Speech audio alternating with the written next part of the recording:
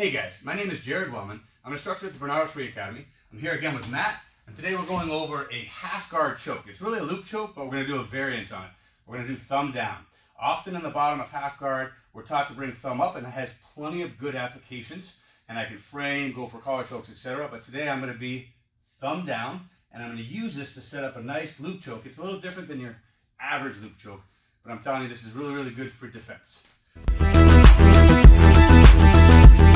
So think about half guard and how we might normally want to play. I have, obviously my bottom foot is across their calf. Some people lock up a figure four or at very least pinch, but I need to block here. I often like the knee shield, so whether I'm on the hip or coming up here, I want some kind of frame.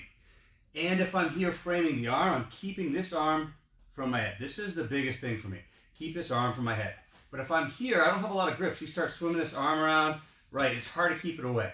So what we're going to do today is, look, I'm coming right here. From the shoulder and the elbow, I'm just moving here, staying on my side. When I get here, I can even cinch up a little bit. I want this tight. Although my hand isn't moving up too much, I don't want it to be loose. Too much space. I want to cinch up a little bit so like I'm stabbing them in the neck. Now the next part that's really important. If my knee is here, I'm controlling this hip, but not both hips. And he can move that far hip, especially you can turn that far hip into me, and look what happens. This, yeah, that's what I'm at. So when I'm here, it seems counterintuitive, but I'm going to drive my knee across like a belt, okay? Now, of course, people are going to start smashing their chest onto it, and that's kind of where you want it to be. Look how it's already tight. Now, if he drives into me, now right now he's just being a good partner by driving his head into me, and that gives my forearm the space to go under his neck. I want to flare this elbow as high as I can. Now when I'm here, I flare. I'm going to come over. Look how I'm come over, and my hands just barely reach in. Barely reach in.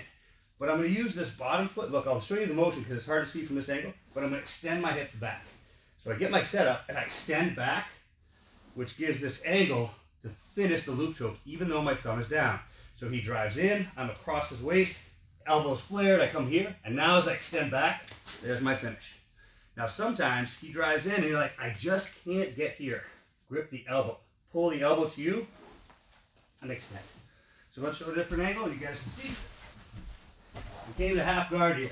I have good knee shield, good frame for playing here. I'm thinking cross collar chokes, Kimura, etc. Maybe some of my sweeps. But as he comes in, instead of going thumb up here, this isn't as strong, I go thumb down. Make this tight. I can play here for a bit. My knee shield comes all the way across. He drives in, I flare the elbow. Underneath, if I can get my fingers and extend my hips, or grab the elbow here, there's my finish.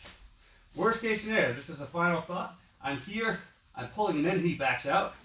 Look, now I can come up and play maybe a seated guard, or I can start working my normal half guard. So anytime somebody's driving in, it's a good way to stop them, back them out, and have a tack that you can work that.